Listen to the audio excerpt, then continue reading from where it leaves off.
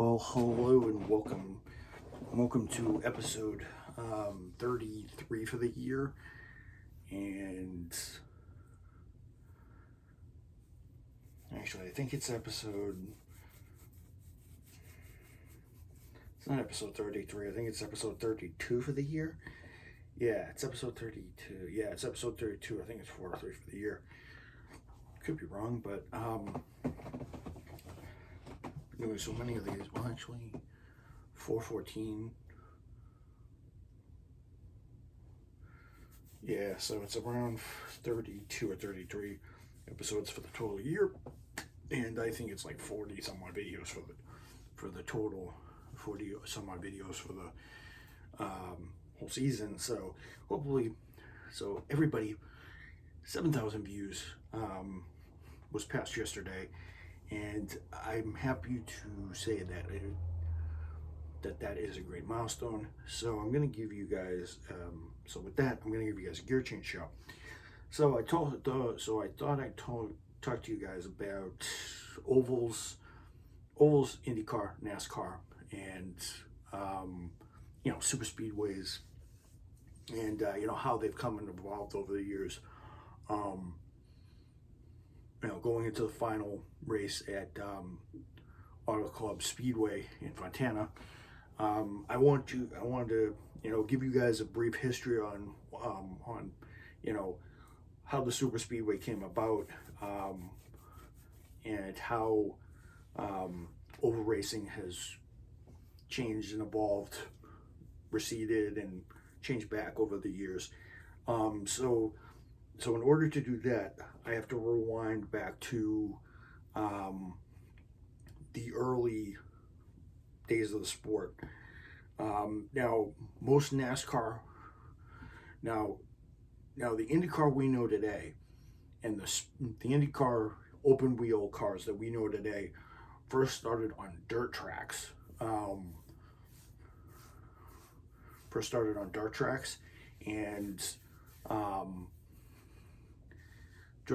And stock cars first did on dirt tracks.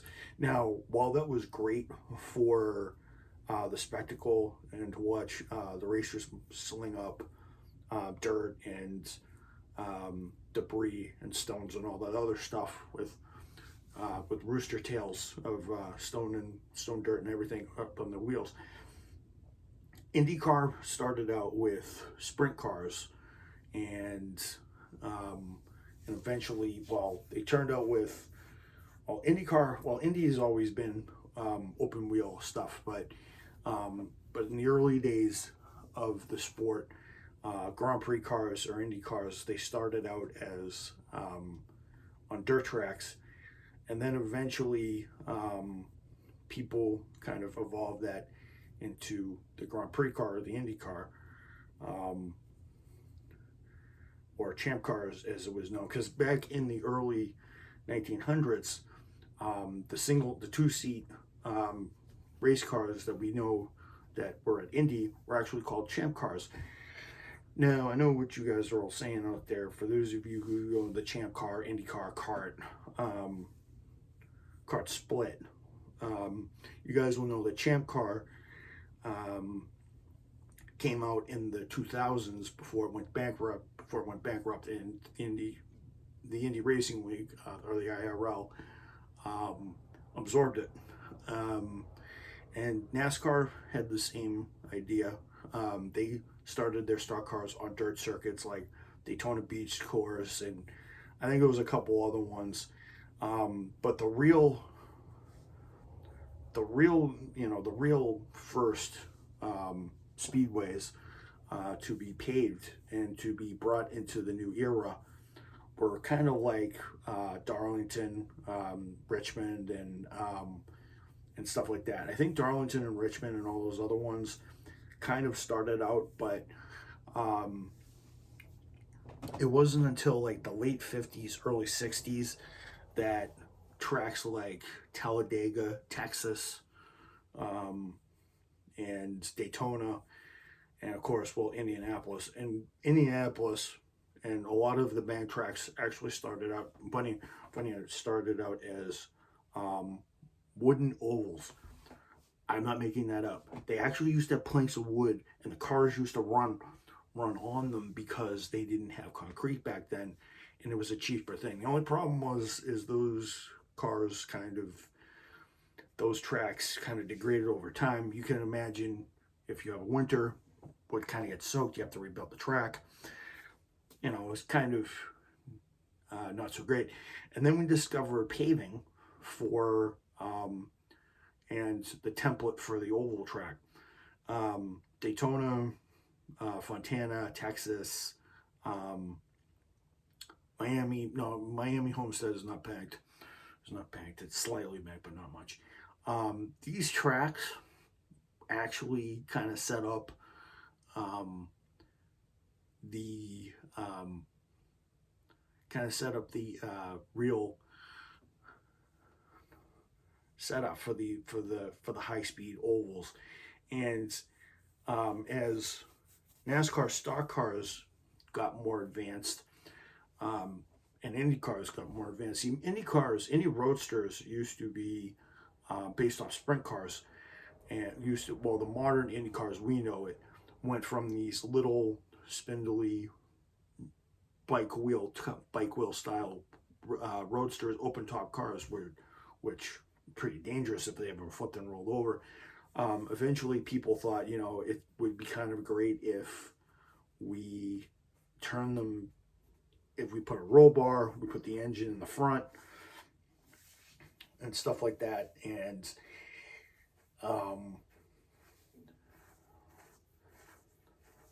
in the front like that, and it stayed front and it stayed front engined rear wheel drive for a long time. I think most Indianapolis or most sprint cars or most dirt midgets, as we know. For those of you who do not know, in order to gain your craft as a champ car guy, and if you wanted to be on the banks of Indy, you started out in a midget, and then this was in the 50s and 60s. You started out as a midget, so you started out in a car that was half of what the Indy engines were, and most were powered by Offenhauser or Navi or Curtis, or no, actually Curtis is not an engine manufacturer. You either had a Navi, an Offenhauser, or some other engine. They had V16 Miller engines. They had flathead Ford V8s at one point to actually do the job, make over 200 horsepower. And then eventually when you got up to the big leagues, that's when the Indy Roadsters started to kind of go up in size. Some Indy Roadsters would be 3, maybe 4, maybe 5 liters in capacity. This is so the cars can generate big speeds, and when tracks like Trenton and Milwaukee and started to become paved, and they started evolving out of fairgrounds because they weren't making enough, because the teams weren't making enough money to actually support themselves. Some of these guys were just race car drivers or just local heroes that would just tear the track up, and then eventually they would make it on their way into the Indy Racing League or the Champ Car Series, or CART as it would be known in the 1970s. At the same time, NASCAR was also taking hold, because by the 50s, displacement was getting higher, and because the cars were getting bigger and bigger over the years of 1939 through 46, 47, 48, during pre-war, the cars were kind of boxy, bathtubby type of looking things. If you guys have looked at the Chevy Style Line or Ford 49 Coupe or 49 Ford Coupe, you guys will notice that it has the aerodynamic, that it looks like a bean, a misshapen morphin bean of some sorts, multicolored with a lot of paint jobs and stuff like that. But by the 50s, a lot of the big cars, that a lot of big car manufacturers who wanted to race in NASCAR. The cars got heavy. They had to put bigger motors in them, and the cars were great. I mean, Lee Petty won the first Daytona 500 in a finish, and I think one of the and as I said, Texas Talladega, Darlington, and all these other tracks all gained the reputation as such. And then in the 50s as well, INDYCAR, and going into the 1960s, especially with the chassis to have in NASCAR. Well, you could pick whoever you want, but a lot of people were going after Chrysler, and then Ford was starting to kind of throw more money, and they were starting to get quicker. Plymouth was starting to get quicker. The cars were getting heavy, and the Hemi needed to come out to kind of slug it away with Ford. And they were doing well for a stretch, and then I think the Charger came out, and we started to come, the Charger, the Cornet started to come out, and that started to go into the ridiculousness. And on the IndyCar side, we were starting to get the mid-engine Roadster from Lotus, because Lotus was the lightweight engine with because you could put a 4.2 or 4.4 liter Ford V8 making somewhere around 450 to 500 horsepower. And Colin Chapman's race cars were really good. Took a couple of years, took maybe 3 years for the mid-engine Roadster to do it, and I think it was Graham Hill who actually scored the first mid-engine win at Indianapolis, and everybody started copying it. And AJ Foyt, I think was one of those guys who wanted the Watson Roadster. Watson, if you wanted to win at Indianapolis or win at any USAC event, United Sport and United States Auto Club Association, Auto Club, and it was really really cool to see them. But then after that, cars started getting more technologically advanced, and they started getting faster and faster, and they started pushing through the air quicker. I mean, by the 50s, pole time, by the early 60s, pole times were 150, 160 miles an hour. In NASCAR, cars were starting to get to 160, 170, 180, just about.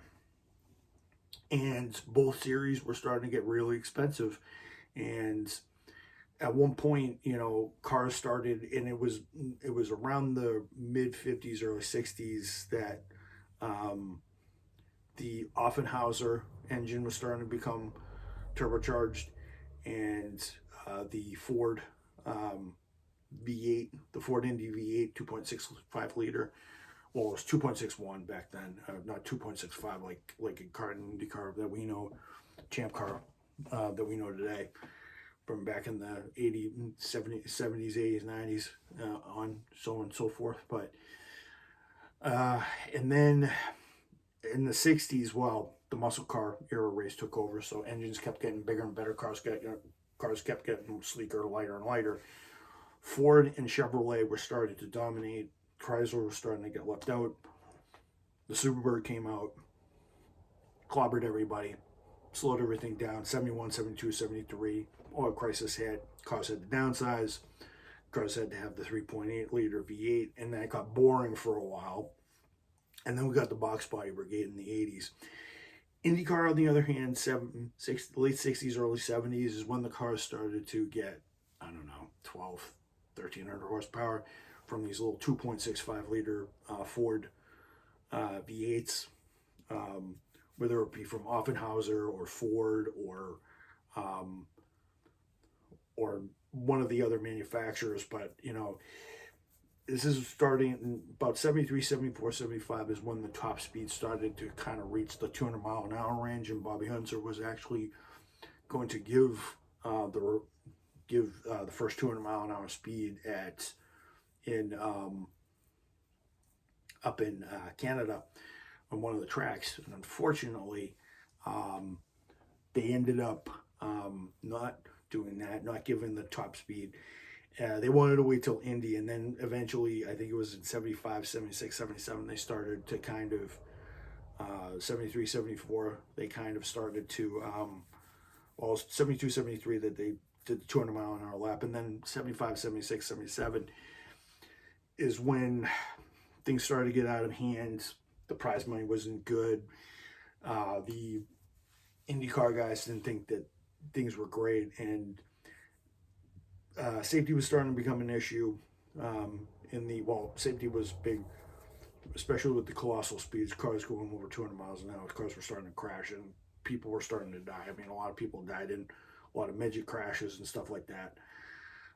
In the NASCAR side of things, boring. We had the 5.8, and then in the and then the 80, 81, 85. Then the 80s, we had the box body brigade, short wheelbase chassis, 3.8 liter V8. The car started looking more stock, even though they weren't stock, even though they were breathing 5, 6, 700 horsepower. And at the time, you know, the speedways were starting to sprout up. As I said, Texas was one of them. Michigan was also another.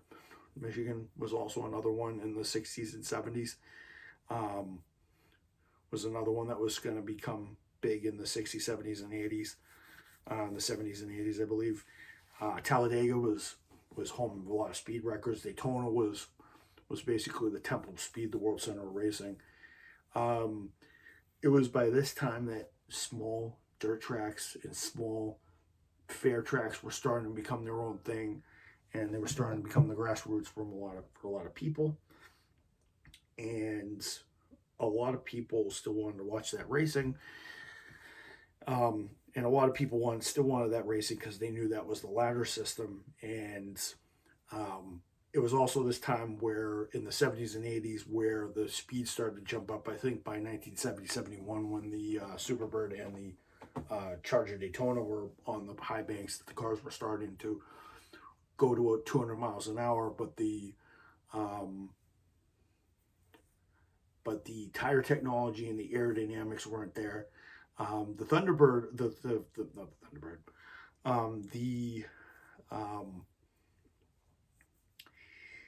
the engines at the time in the 70s were the 427 Chevy V8, and I think it was the side oiler single overhead cam V8 for Ford, and then of course Dodge had the Dodge Plymouth and Chrysler. I mean Dodge Plymouth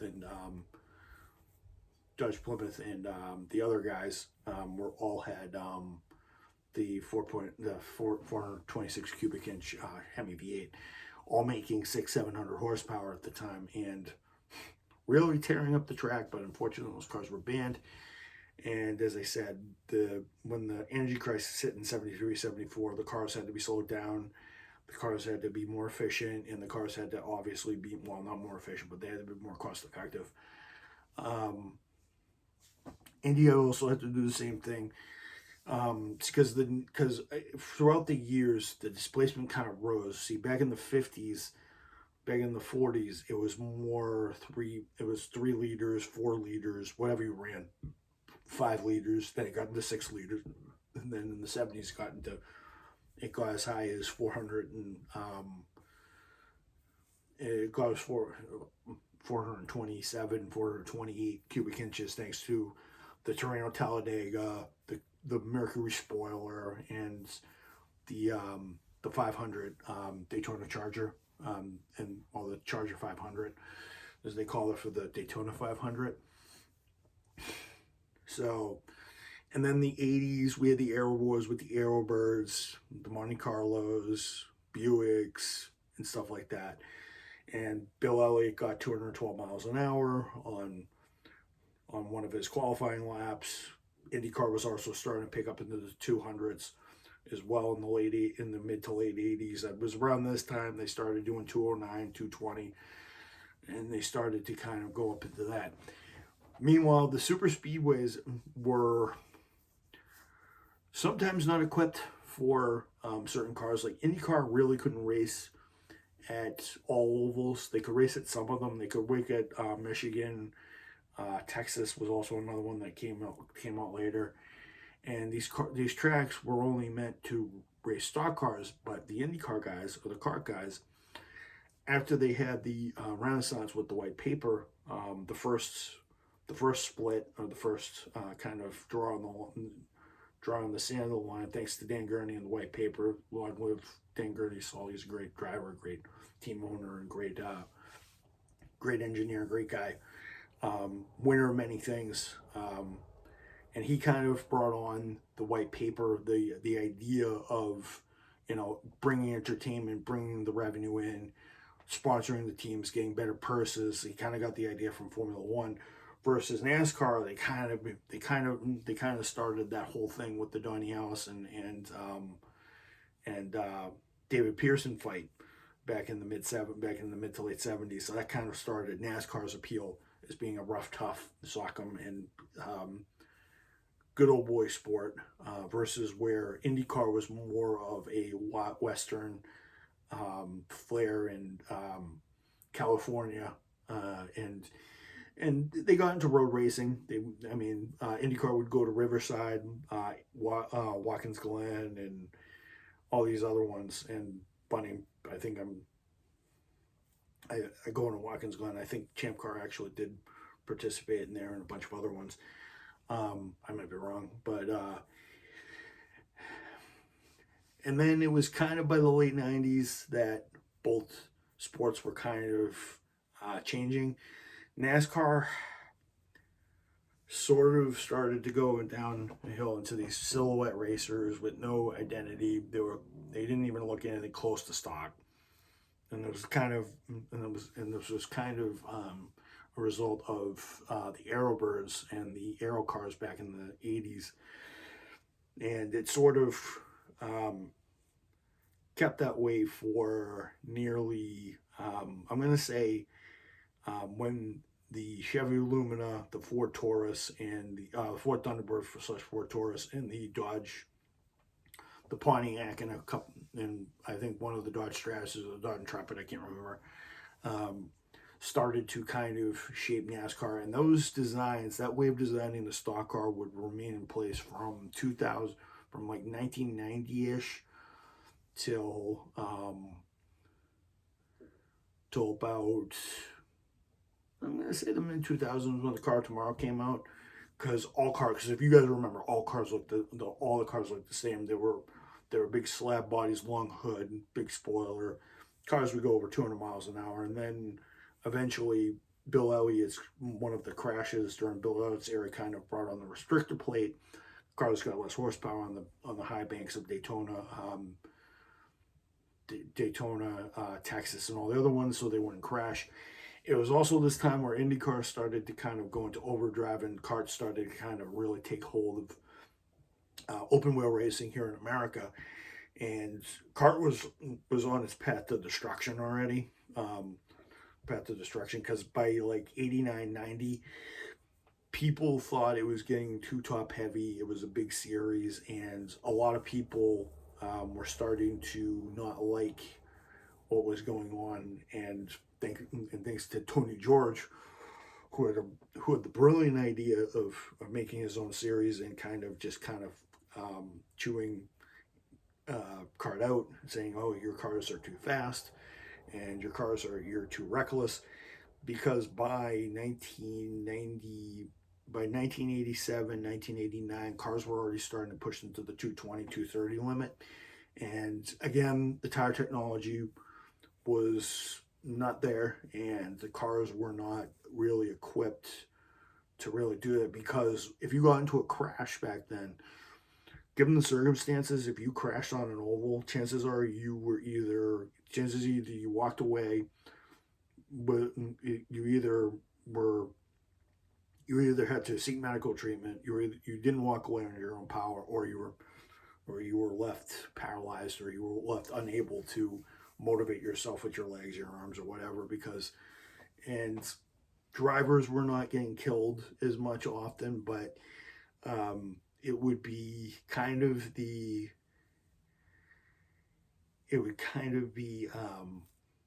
Greg Moore and a couple other guys Alex Zanardi's crash back in the late '90s would also kind of hint the death, would kind of cause the death spiral of IndyCar. And it was at this point where a lot of people were like, "Oh, we might want to have stock cars on our tracks, not Indy cars, or if we do, we want to limit their horsepower or change the way they look aerodynamically and kind of do that."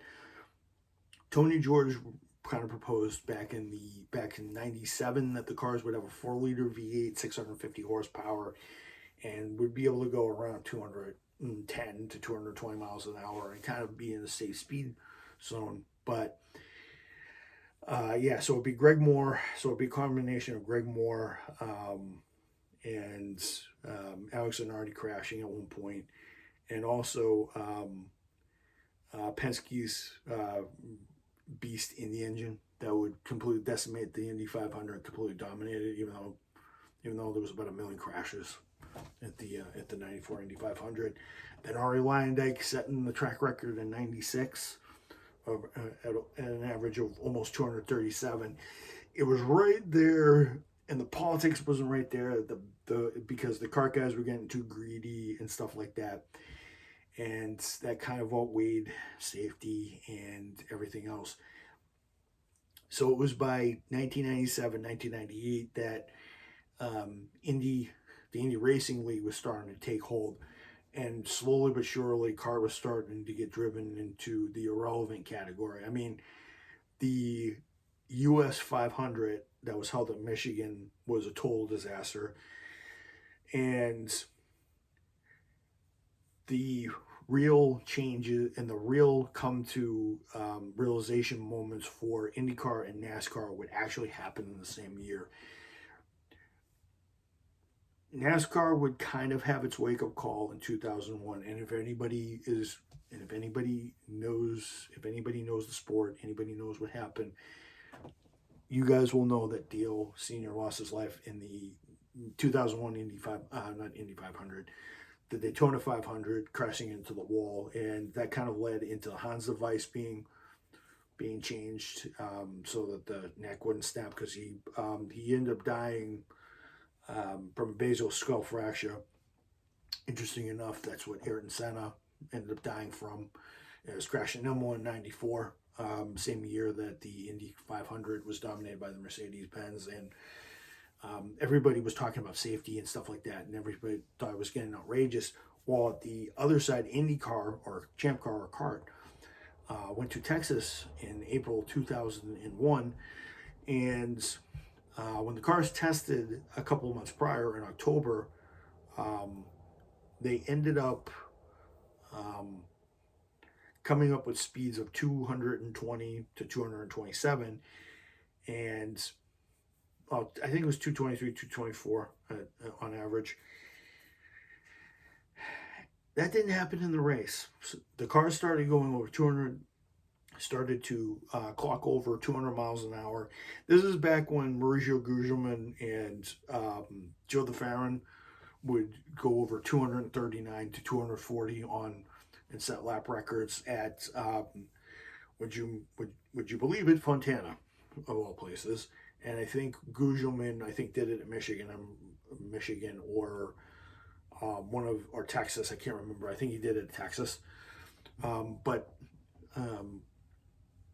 by this time, that was that kind of came to a head, because the cars were averaging over 200, 230, 200, 237, 240 miles an hour. Drivers started to kind of get dizzy and were getting lightheaded. They couldn't walk straight when they got out of the car, because they were sustaining G's well over 5 G's, which is 4, 5, 6 G's, which is well beyond what a IndyCar driver or anybody is subjected to. I mean, pilots usually have to train and have to do with certain training so that their bodies get used to the G loads and everything like that. The IndyCar drivers weren't fighter pilots, even though the cars were able to do 240 miles an hour on the ovals. It was by this time that that both series kind of had to change the cars and make sure that they would slow them down, I remember 2002, 2003 is when people really started to figure out the car was going to die. So car ended up dying, open wheel. We got the IRL. Eventually, it would fold into the IRL. Eventually, Carter Champ Car, as it would be renamed, would go into the IRL. NASCAR would kind of stay the same. So, and at this time, NASCAR was sort of the easier route to go with because the racing wasn't dangerous. There were barely any fatalities, even though I think one of the petty guys, I think a couple of people that ended up dying, Lord rest their soul.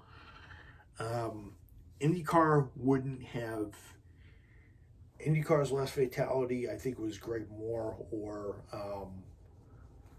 and that would happen in 2000 and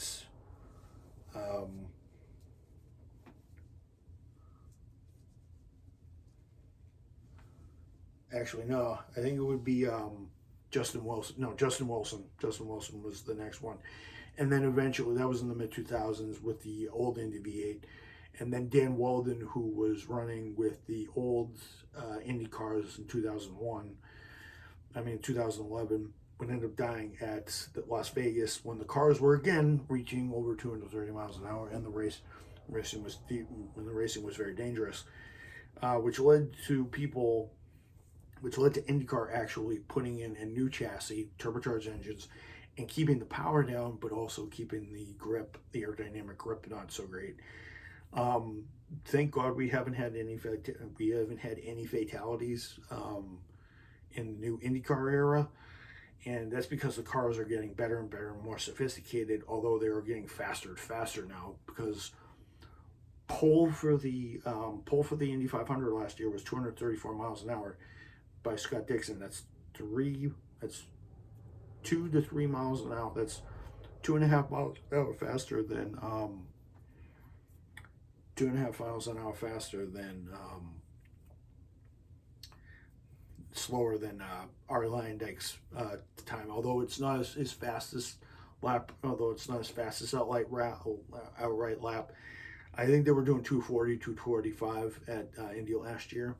The last time cars have done 245 and 240 and so on and so forth, I think, was when the Mercedes stock block V8, the 1,000 horsepower stock block engine that actually followed the rule book. For those of you who are out there that call it a loophole, it's not a loophole. It's in the rule book.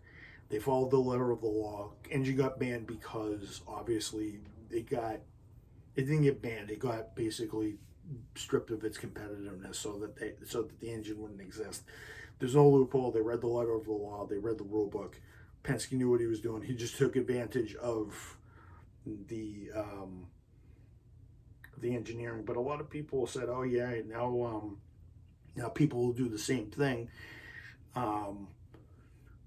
and we'll try to copy that motor, and the cars will go faster." Unfortunately, the United States Auto Club, or USAC, that actually started the whole Champ Car midget thing that I was talking about earlier in the video.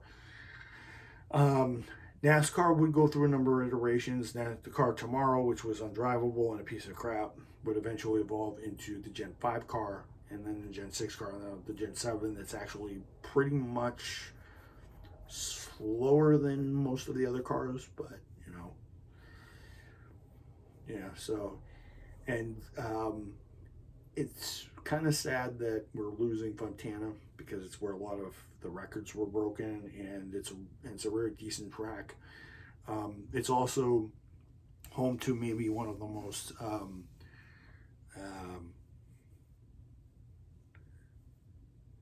it's home to one of the most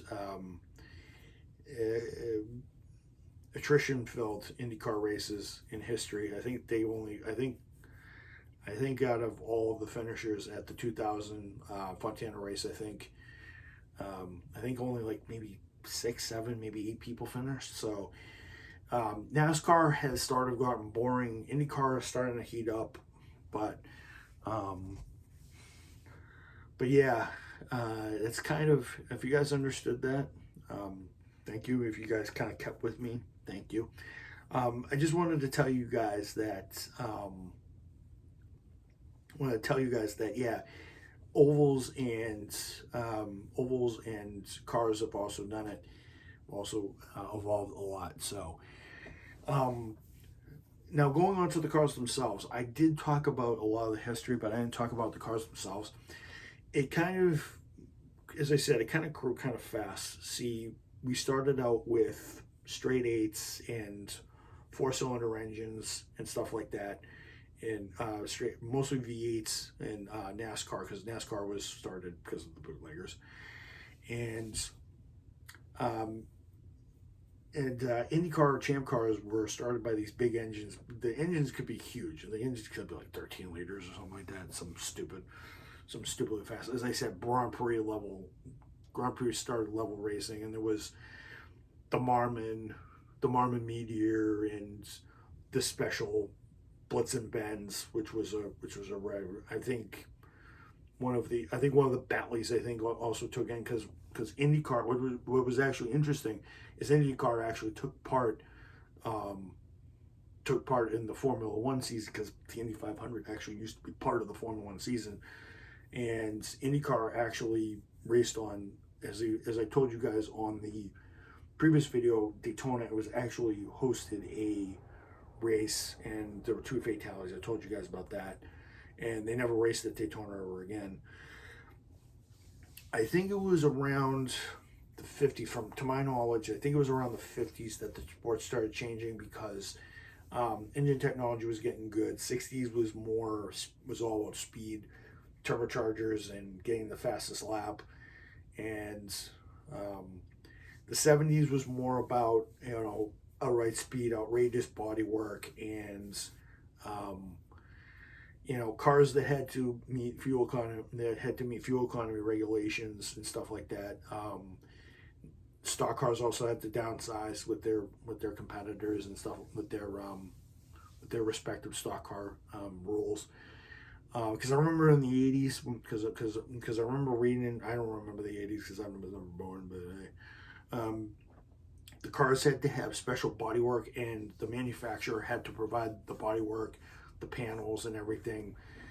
The race teams had to fabricate all that stuff. And they just endorsed the chassis, and of course they put the engine and running gear in the car. And then the car just got a little wavy. We downsized the engine and stuff like that. IndyCar sort of kind of bumped up and down. Sort of stayed with the 2.6 formula for a while. The Cosworth DFV kind of the biggest, kind of the ubiquitous engines for the 60s and 70s was Ford Cosworth, Ford Offenhauser, a couple other ones, Navi. The 70s kind of started the whole Cosworth DFX thing, and the 80s kind of rolled on, and then eventually Ilmore got into it because Penske stuck his nose in like he usually does, because he knows how to build engines and he knows how to engineer winning cars. And then he came up with the stock block V8, and then that got banned, and then we got eventually the 3.5 liter cross plane, flat plane V8 that we got, which never blew. And now we have the 2.2 liter turbocharged V8, which we had Chevy, Honda, and Lotus. Lotus kind of quit after the 2012 season. They only ran one season, and they quit. But yeah, cars have actually evolved, which is kind of sad, because it's kind of sad that Fontana is kind of being overlooked, because it was the original temple of speed and everything. I know Talladega is also a good track and everything like that, but it's kind of cool to know that why we're doing things the way we're doing things, because they only get, Fontana only gets one race a year, versus a place like Texas, will get a NASCAR, race, they'll get an IndyCar race, and then they'll get the sports series on all those ovals, versus some of these other tracks, because Indy knows that if they go to Auto Club Speedway, I don't think they run in there anymore, that they're going to break a speed record, or they're going to do this and they're going to do that. Maybe the oval's not worth their time or their effort or their prize money and entrance fees and, renting the space and all this other stuff. And IndyCar doesn't want to really pull out of an event and have what happened to CART, because after the 2001 race ended with them canceling because of the blackouts and all this other stuff, CART was sued quite a few $1 million, and it was a financial loss that they were never going to do, because they were already bleeding cash already. NASCAR, on the other hand, kind of got dull. It's kind of getting dull because they're doing the stage system, which I don't like, but makes the race entertaining and not all the same people finish. I mean, they were able to do the longest Indy 500 in history on last Sunday, so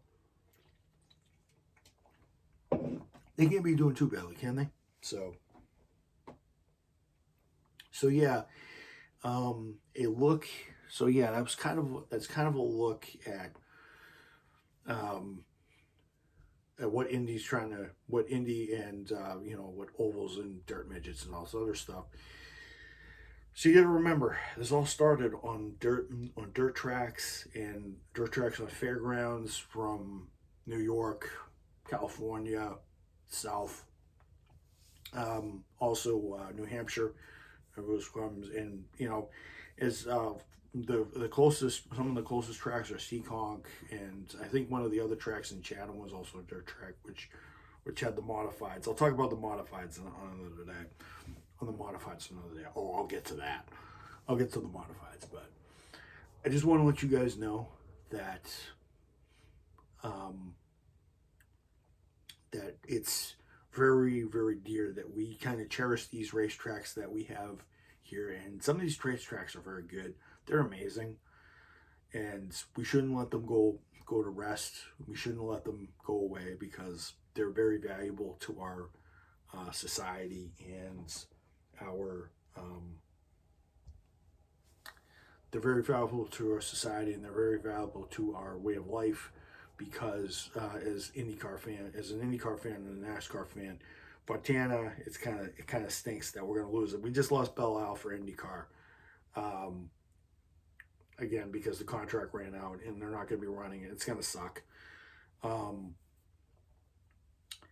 Yeah, so I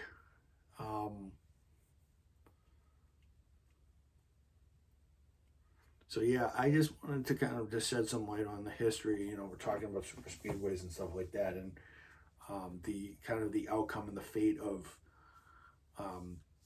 the stock car races and stuff like that. Just why they won't go to certain events. I know they're trying to change up their game. They're trying to go to more road courses, try to make the championship more interesting. And they got to bump some off the shelf, but it's that's kind of the reason why sports kind of change and evolve over time. NASCAR has definitely seen its fair share of changes, and IndyCar has finally shown its changes. I mean, they're going to be entering a hybrid era next year, and NASCAR might follow suit, because I think the Garage 56 test for the IndyCar, not the IndyCar, the NASCAR, might bring about that change, but hopefully not, because IndyCars can have the turbo hybrid. They can imitate Formula One if they want, but NASCAR, on the other hand, I don't want a hybrid engine. They already got Hilborn or fuel injection from McLaren, and stuff like that. So, but yeah, I will see you guys later. I hope you guys enjoyed this episode, and I'll see you guys tomorrow. I will definitely do one tomorrow. I might record some Gran Turismo tomorrow, so I might post that Monday, and then I might also return back to that. In tomorrow's video, I will give you guys my full review and my full thoughts on Spirited Away. I just finished it not more than half an hour ago, So I will tell you guys my thoughts on that video tomorrow. It's probably going to be like 15 minutes because I'm not going to bore you talking about anime all day long. I could. I'm going to try to sum up what I thought about a 2-hour and 5-minute movie about a girl stuck in a spirit world.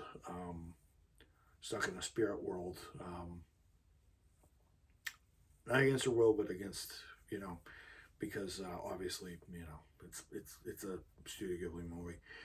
But I will see you guys tomorrow. I hope you guys enjoyed this video. I know this is a long one. I think this is the longest I think I've produced in a while, so I hope you guys enjoyed this. And I'll see you guys tomorrow about on my thoughts on Spirited Away. Don't go away. I will see you guys. I'll see you guys later. Thanks.